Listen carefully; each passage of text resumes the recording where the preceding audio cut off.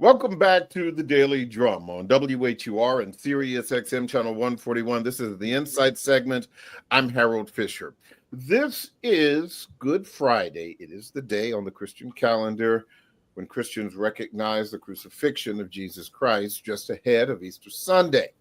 Well, tonight we're talking about good deeds on this Good Friday. We're sitting down with activists and leaders who have served their communities with energetic kindness, good deeds, and inspired positive change. My guests are Darius Baxter, President and CEO of Good Projects, Stephanie Bolton James, founder of Women of Prince George's County, and Kevon Chisholm, President of Junior Wall Streeters. Thank you all so much for joining this conversation on this Good Friday.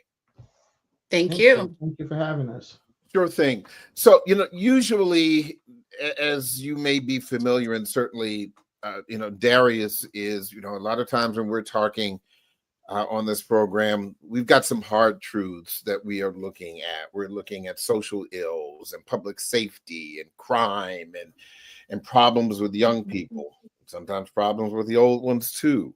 But today, I really want to take an opportunity to talk about your individual organizations and indeed expand this conversation, because we hear so much about, as I said, people just not doing the right thing or not giving to their communities. And while our listeners are very familiar with Darius, there are some people out there who may not be. So I do want to start with you, Darius. Kind of give us the cliff notes about Good Projects.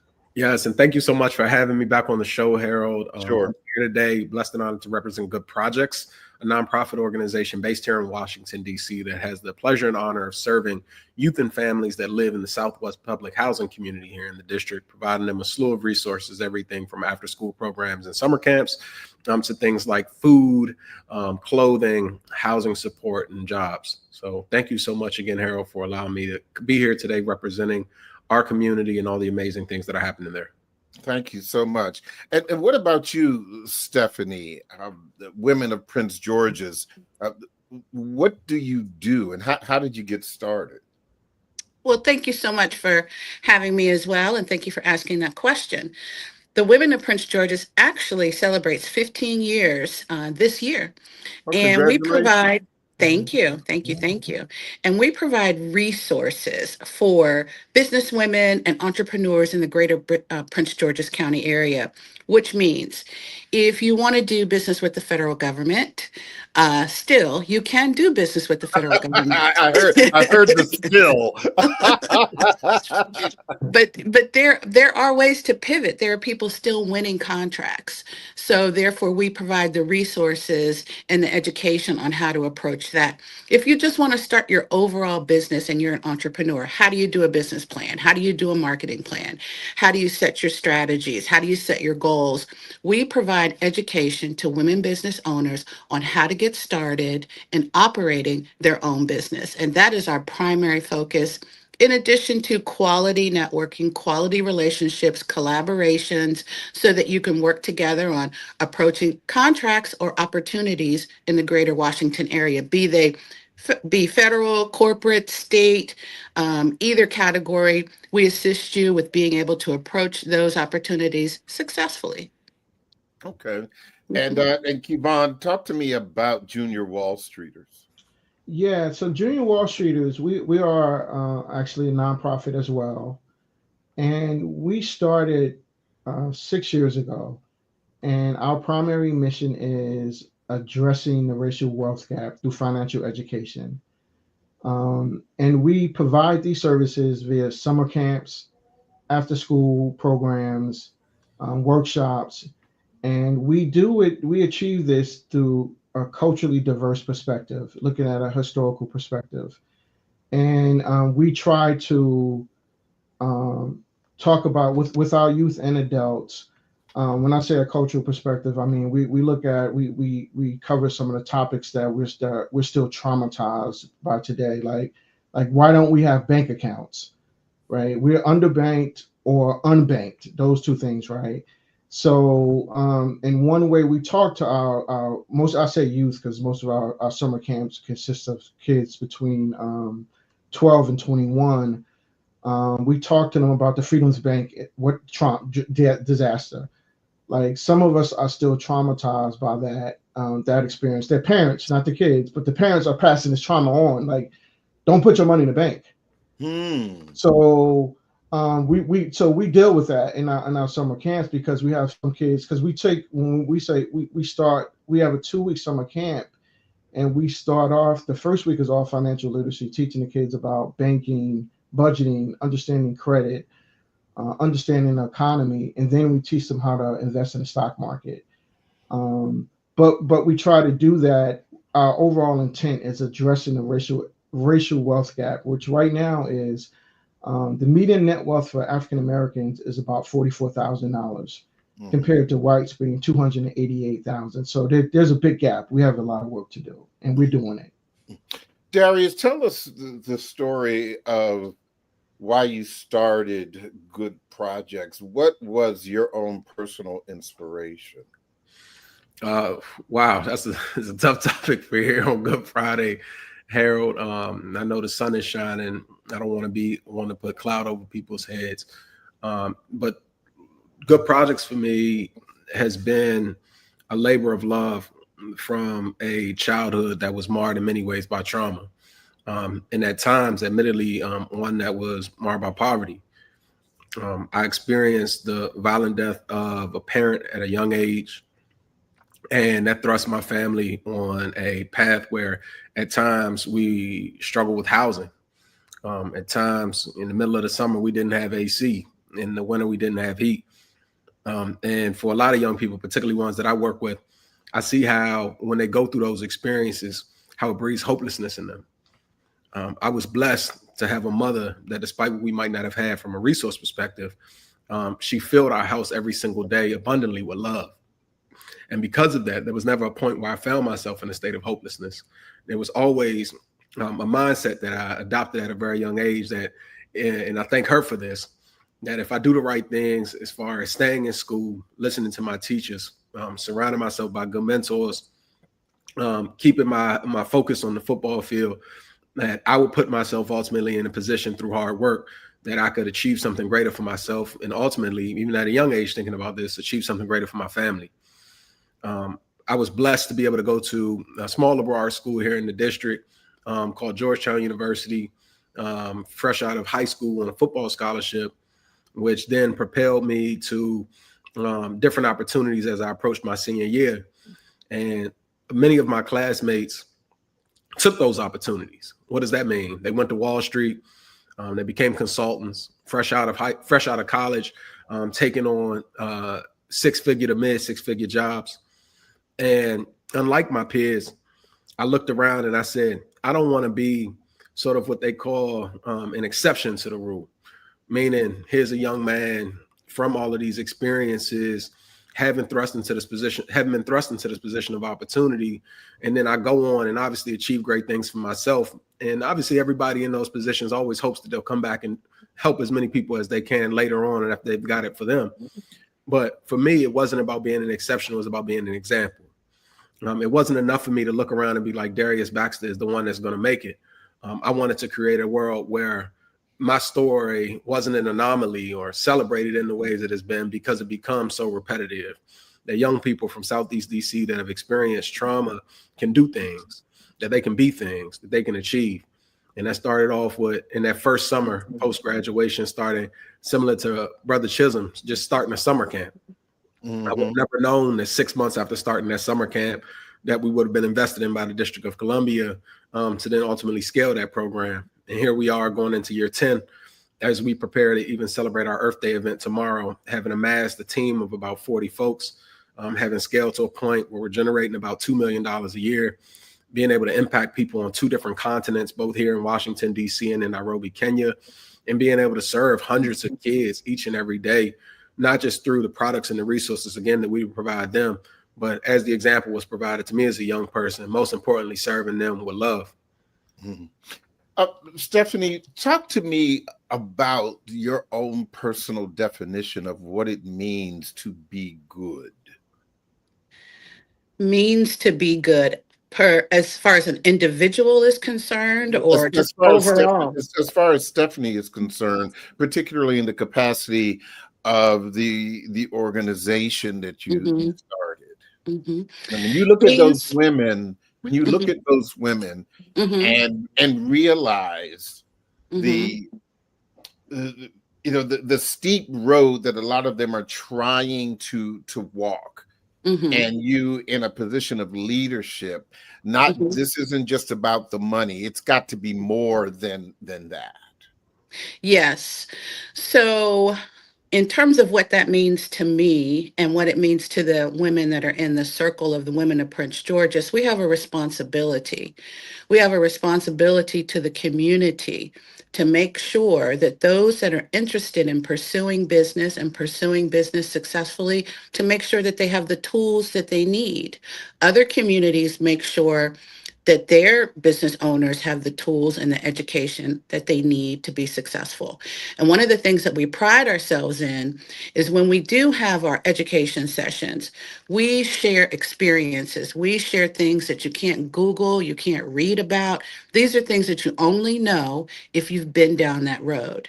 And these are the things that we're sharing with other business owners to make them better and more successful than the previous business owners ahead of them. But it is our responsibility to do this. And you're right, it's not about the money. It's about just making sure our community is educated. Because if our community is educated, our region is educated, our state is educated, and it goes on, and it improves the quality of the life of the families. Women are the backbone of the family. And yet there are different roles in the family, is what I mean by that. And understanding the roles, but the woman in the family is the one that keeps things going. And so therefore, if her business is successful, she has support with, work-life balance and the kids, then everyone is successful in that scenario. And again, it's our responsibility to make sure that we share that and say, hey, listen, you have a women business owner and she's like, I don't know how you do that. I don't know how you make it. I don't know how you're successful. Well, these are the things that you can do to make that load a little bit lighter so that you can continue to develop your business. Mhm. Uh, Kevon, you deal with young people, and you're talking to them about financial literacy. But I would imagine that there is some other foundational kinds of things that you have to talk to them about, that you have to engage with them about. How do you do that with young people? It can be really challenging. But we spoke to a group of 10 and 11-year olds about banking, like the importance of banking on Saturday. My teacher and I, who's a Prince George County teacher, she teaches there full time. Um, and we have to make it relatable, right? So, and the topic of this discussion, the organization termed it building wealth, and I was like, wow, I don't think those kids can really relate to that topic. So, unexpectedly, I was asked to say a few opening words, right? So the first thing I said was, "Who wants to be a millionaire?" And that's when hands start going up, right? And the kids' hands start going up. One kid was like, "No, no." First he put his hand up, but then he put his hand down. He said, "No, no, I want to be a billionaire." And I was like, Mm. "Whoa!"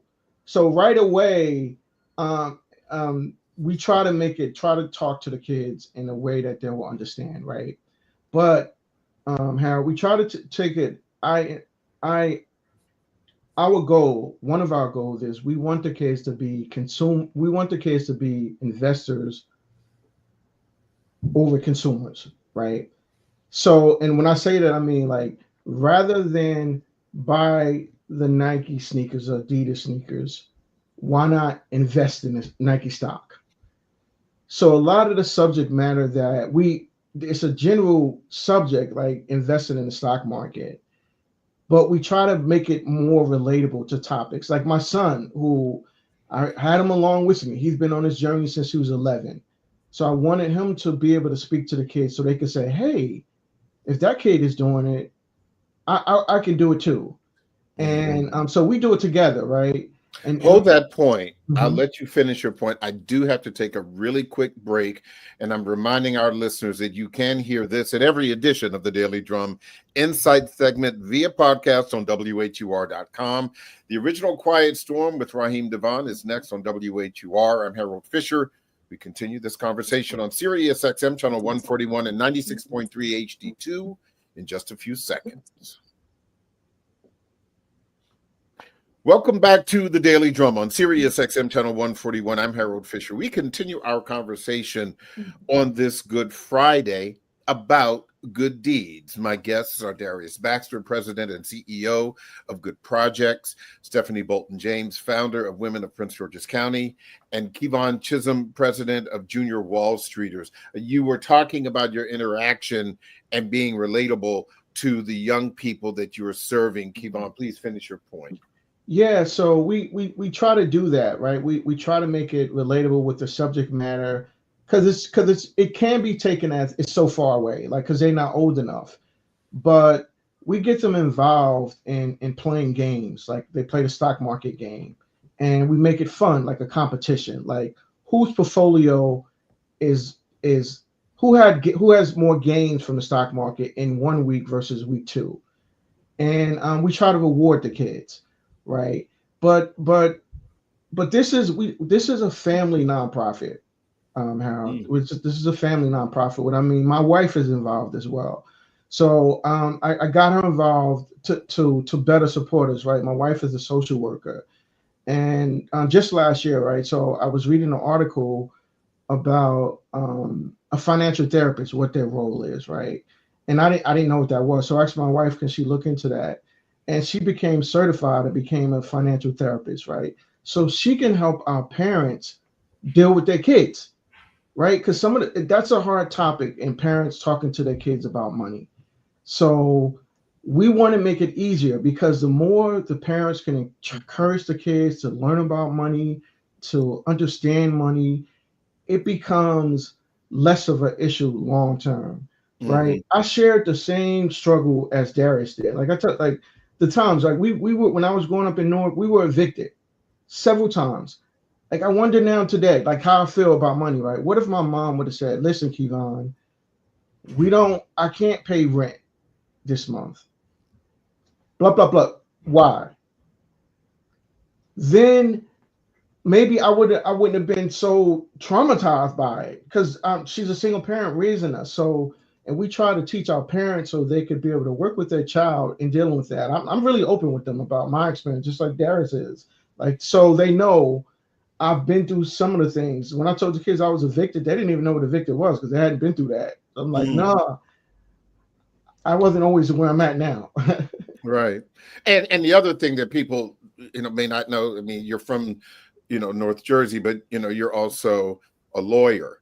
And so it's always, started at the bottom. Now you're here and still going. And I think one of the other things about Darius, and I will say, if you have never followed him on social media, please do. It's a treat. It is. Okay. It is. Meet me on the weekends, Harold. Meet me on the weekend.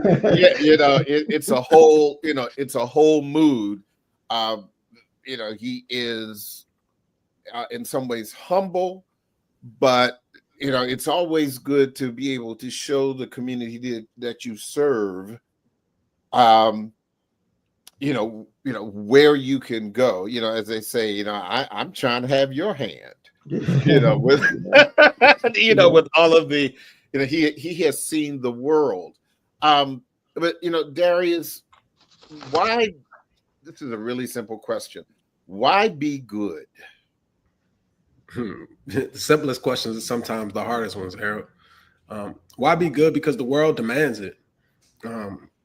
It's Good Friday, so I'll be dagged if I didn't bring the spiritual in it. Like that's what God expects of us. That's what God provides us the blessings for. The reward is not one's ability to buy a G-Wagon. The reward is one's ability to be able to have overflow, that overflow may touch first and foremost the least of these. And how does the Bible define that? We talk about children, we talk about the elderly, we talk about the in prison. And then from there, to hopefully be able to touch each and every person around you.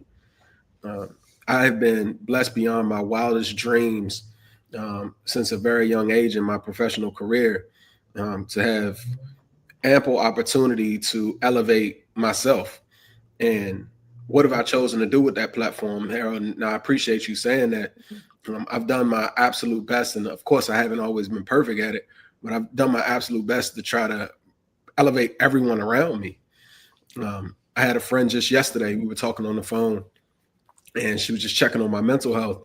Like, Darius, I fully recognize that you could do anything. You've, gone to the best institutions. Like, you could be a model because you're so devilishly handsome. And I was like, I got to get on the show with Harold tomorrow. I know the feeling. But all jokes aside, she mentioned that to me, and I appreciated it. But what I responded to her is, again, like, God doesn't, and the Bible talks about, individuals throughout it, where God sort of puts their finger on them and says, I choose you. Along my journey, there's been tons of times where I said to myself, hey, I don't think that I can do this anymore. Like, we've all had those times where we can relate to Jesus in the Garden of Gethsemane, where it's like, if this cup shall pass from me. It's not easy to sit with a mother after their child has been shot. It's not easy when, you 3 days away from payroll and you look in your accounts and you're like, damn, where the money gonna come from? It's not easy to sacrifice. This is sort of a message and a challenge to any young person out there. Like, I gave up 10 years of my 20s where I saw my friends traveling around the world, drinking every weekend, having good times. I'm sitting here. My summers are dedicated to supporting young people standing on the side of the pool like a lifeguard. Like, it takes sacrifice, it takes dedication. But at the end of the day, to your question about why do good, because there's no greater reward than to be able to serve your fellow man.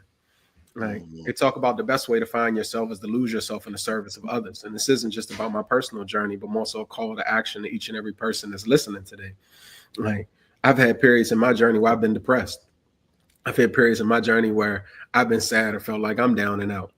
And I can tell you the thing that's really brought me back, particularly in those moments, is to dive even deeper into the work. To say, like, how do I take this testimony that God has given to me in this moment in time, whether I brought it on myself because I did something I wasn't supposed to be doing, or some external factor because somebody's letting the devil use them. It's always been sort of this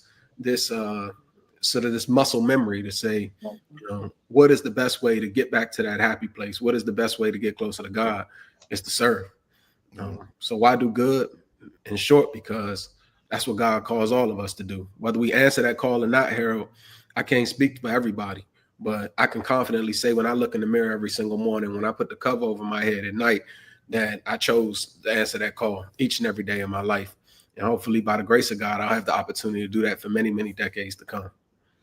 Stephanie, the stereotypes of Black women in groups, whether it's, clubs, in church, sororities, whatever, is that it's a crab in the barrel kind of thing, that they don't get along. It's almost like the Real Housewives of whatever city. Why continue to do the good that you are trying to do, knowing that there are those outside forces that are pushing in? And have you ever found yourself having to referee? Absolutely. And remind, because those forces are out there, but those forces are intentional to derail the mission of what we're trying to do. And what we often talk about is making sure that we keep that intact, that we keep that in check, that we're supposed to collaborate, we're supposed to work together. We do better together than we do individually. And when we come up against that type of mindset, we discuss it. And we come up with a solution so that we can work better together. The whole gist of it is to pull somebody else along because you already know the road. And so therefore, when we come up against that mindset, we pause right there, right that moment, and say, wait a minute, this is not what we're about. So you need to take a step back and review the way you're operating and the way you're moving forward. And I have had to have those conversations. And, sometimes those conversations are successful and sometimes they're not. And if they're not, that's fine. If you have a different way that you do things and you're not in alignment, after we talk about it, that's fine. Everybody has their own way of doing things, but we definitely strive to move forward with a healthy collaboration and not that type of, crab in a crab bucket type of mentality, because we can't make any progress with that type of mentality. But gosh, it would seem to me that, as you said, if someone is not aligned with the good that you as an individual and the good as a leader of this group is trying to do, that it really kind of defeats the purpose. How can you not feel the energy of someone trying to do good, or an organization that's trying to do good? You'd be surprised, Harold. Yeah, and that's what I'm saying. I mean, if 10 members are saying be better, do better, Right. but then that 11th person is saying, I'm not something about different. that life. Yeah, what do you do with that person? I mean, you have to review the mission and what we're trying to work together to do. And simply say, we are all moving in this direction. This is our mission, to move in this direction. And if you feel that this is not the direction that you also want to move in, then you have to decide if you want to continue to move with the group. And sometimes there are those types of discussions you have to have. And there are people that maintain, or that's how, so many times we hear about that scenario, and they might get involved with a different group, moving in a different direction, in a different way. But we really, really hold strong to that, because that's the only way that we're going to have success, especially right now. That's what we're preaching more than anything, is the collaboration, because we have the aptitude, the education, the knowledge within our circle. And we have to continue to stay tight and move forward as one unit. We can't, all the different branches, you can't address all the different branches, because that slows things down. Kevon, you spoke about being married to a social worker, and no shade to the other jobs, but social workers, they are salt of the earth. They are they have in some cases thankless jobs. They are lifesavers. And so you already have half the job done, because you married one of these people. But for yourself, is it hard to wake up every day with all of the things that are happening in the world and the challenges that your organization faces? Is it hard to wake up and try to be good every single day? It's absolutely very hard. It's very hard for me. And I'll say, one, I'm relatively new, so I'm glad that I have sort of like Darius and Stephanie, because they've been doing this way longer than me, right? But in 1987, that was my first year of college. Three things happened. What college was that? I went to WHUR University, a small liberal arts college in New Jersey, and predominantly white university. And three things happened in 1987. One, I went there, a predominantly white university that made it clear that they didn't want Black people, in particular me, they didn't want me on the campus through various activities, right? Two, that January, when I went to break, I read the autobiography of Malcolm X. And then in the summer, I went to Africa. I went to Egypt. Those three things is why I'm here today. When it makes those three things, because reading autobiography of Malcolm X and going to Africa changed my life. And it makes it easier, because what I do is pure passion. I don't get paid for what I do. And I've not been paid. It's pure passion, but that's okay, because I'm still working full time. My goal is to retire doing this full time in 3 years. So hopefully the nonprofit will be running. I could be the executive director, and I can. But right now it's pure passion and love for our people.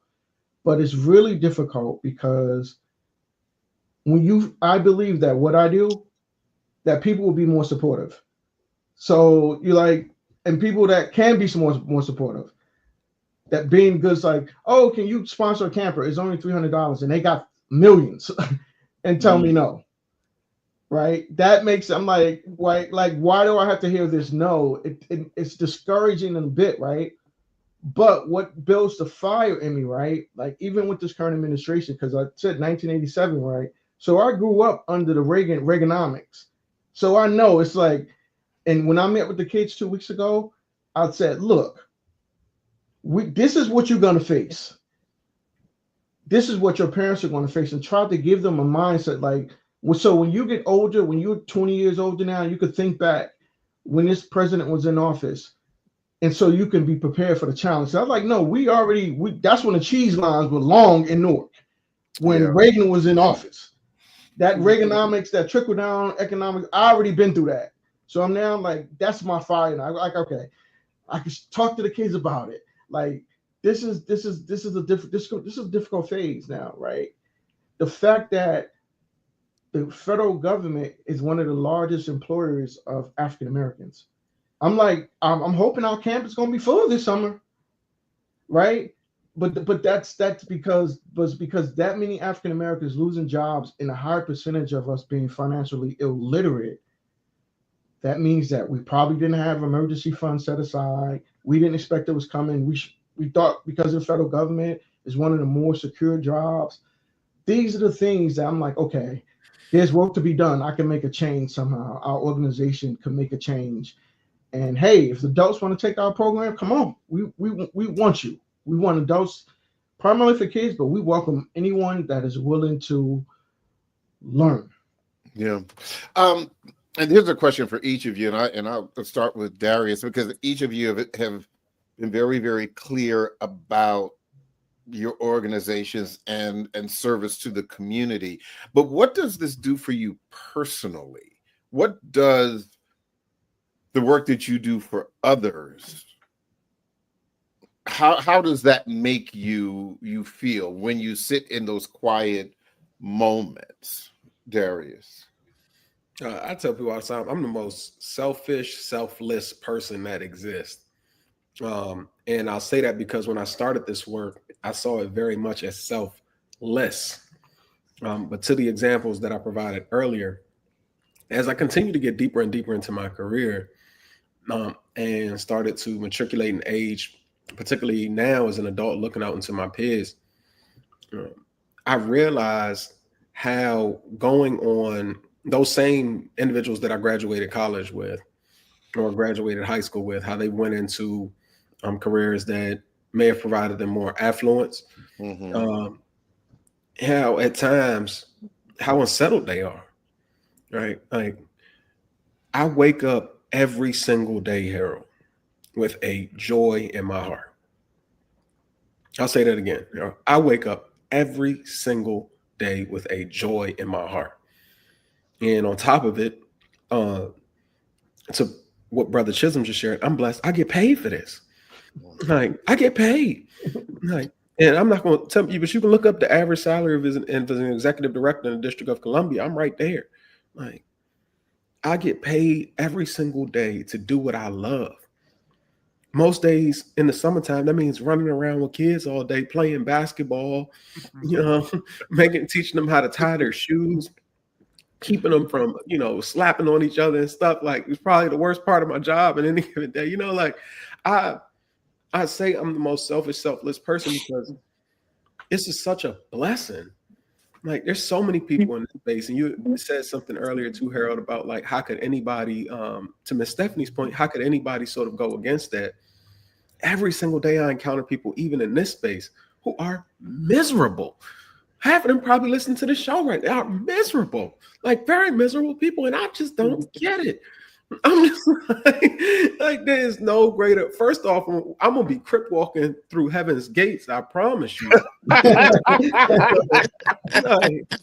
like, Lord, I did it. I'm a good and faithful servant. Like, and there's no greater blessing than that. But on top of it, to be able to bring joy and bring smiles to young people's face, or to sit with a senior that says, nobody's visited me in months. Mhm. Just break Mhm. bread, right? To Mhm. be able to travel to different places and talk about the good work, or to be able to advocate for additional resources for people that may have been put on the sidelines, like how could I ask for more? Like, Mhm. how could I ask for more?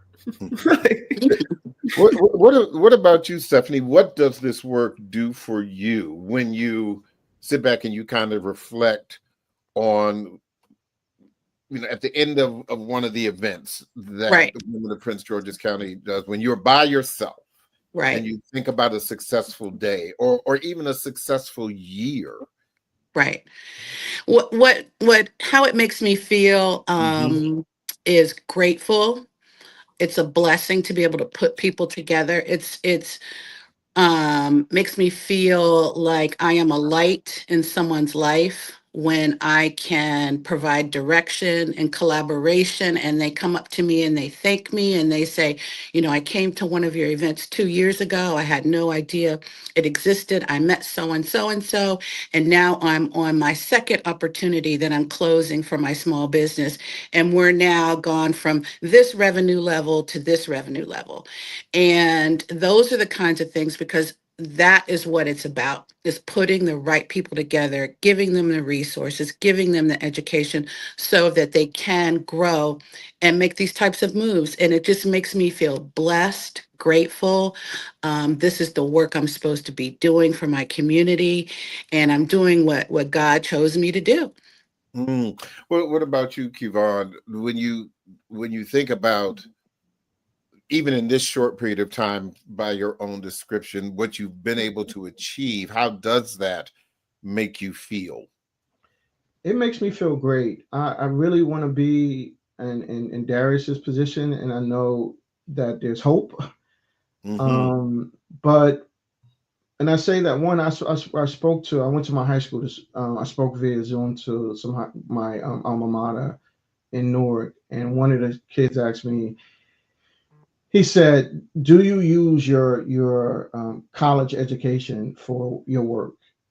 And I have 3 degrees, and I use all three of them. So I have a bachelor's in economics, I have a master's in African American studies, and I have a law degree. In my nonprofit, I use all three. My regular job, I don't. I just use one. Hmm. So that's the first thing. So that's what my passion is. I got my master's in African American studies because I was passionate about that subject matter. But then I went to law school because I was chasing money. I thought I was going to be rich. I thought that was my way out. I'm not a rich lawyer by far. So, but what I'm doing now, right? When I get a testimonial from a kid and saying he finished our program and he went to open up a bank account. He never had and he was working. He got his first job and he went to open up a bank account. But the catch here, how it is, he didn't go to a regular bank. He went to a credit union. Because we Hmm. teach them to open up bank accounts at credit unions because most of the time they offer the cheaper rates, the lowest rates for things. So when he wrote me that letter, like sharing that experience to me, I was like, that this is pure passion. I mean, I'm just like Darius. When we have events, an event coming up next week because of the whole market volatility. So I was like, you know what? Let's put on a workshop. Let's get as many people in there to figure out how can we benefit out the stock market volatility. Mhm. And once the people get in there, that we try to get as many people. We make it Zoom, and they walk away, and they'll say, it made me look at my retirement account Yeah. differently. Yeah. Because I'm scared. It's like I was ready to retire in 3 years. I'm like, so Mhm. that's a big Mhm. concern. But we're concerned, right? People are frightened, but what are they doing? You know what? Come to the workshop. You can learn about it. What Mhm. We Mhm. have a financial advisor there that's going to talk about investment strategies. What should you be doing with your retirement portfolio to prevent so much loss? So that to me, that brings joy. That brings happiness to me, knowing that I'm making an impact on a person's life. I only have a little bit of time left, but I want to give each of you like 30 seconds um, to to give advice to somebody who wants to be good, to be a better person, real quick, Stephanie, what do you tell them? What's your advice to somebody who wants to be good, to be better? I have a couple of things, with the women. Real quick. Now. Okay, Women of Prince George's, we address the whole woman. And attending the conference, we have a panel of mental health experts that are designed specifically to address the stresses that women are going through right now in balancing life, family, finances, and everything. So to do good, to be better, if you need that support, I invite you to come to the event because you can talk to someone that can help you navigate this period because a lot of people are under a lot of pressure. And this is an opportunity for us to reach out and to give you that support that you need so that you can have balance in your life. What's your website, real quick? www.womenofpg.com. Kevon, quickly, what's your advice for somebody who wants to be better, to be good? Donate to local charities in your neighborhood, your community, and become a mentor. Mentor someone. Become a mentor. I like that. Darius, I'll let you have this last 30 seconds. For somebody who wants to be better, who wants to be good, what do you advise them? Give yourself grace. If you're in a position, in a place where you're even asking yourself that question, you probably are a good person. Somewhere in there. Mm-hmm. I think a lot of people that find themselves in leadership positions, particularly in social impact organizations, we get put oftentimes on these like ivory towers, like similar like pastors of churches and stuff. But like you've seen how that's played out over history. Like don't put so much pressure on yourself. Start with one person, most importantly yourself. And then from there, just start to work out, and you'll realize that just asking yourself that simple question is the ripple of hope that is needed to be a good person. Only God at the end of the day can judge any of us. Mm-hmm. And if you're happy with who you are, when you look in the mirror, and again, when you put the cover over your head at night, as long as you're not hurting anybody around you, and I would say give yourself grace. Wonderful. I think that's a great way to end this conversation. I would only add, and I guess I've been, saying this for years and years and years to myself. It's always good to be good and to be kind, even when no one else is watching. Good point. There you go. Kevon Chisholm, Darius Baxter, Stephanie Bolton James, thank you so much. Enjoy this Good Friday. Enjoy this faith-filled weekend. And thank you so much. And we look for more good things from all of you. Thank you. One more thing, Harold. For anybody that's looking for a butt whooping in spades tomorrow, they can catch me at King Greenleaf Recreation Center from 12 to 4. Spades tournament going crazy. We got our Where is it? King Greenleaf Recreation Center from 12 to 4 p.m. I'm handing out butt whoopings for free tomorrow. And spades, Uno, dominoes, whatever you need. Stress relief. Stress relief. There you go. You might leave the little stress after you deal with me. I got to run. That is the Daily Drum for this Friday, April 18th. For News Director Renee Nash, I'm Harold Fisher. Good night and have a wonderful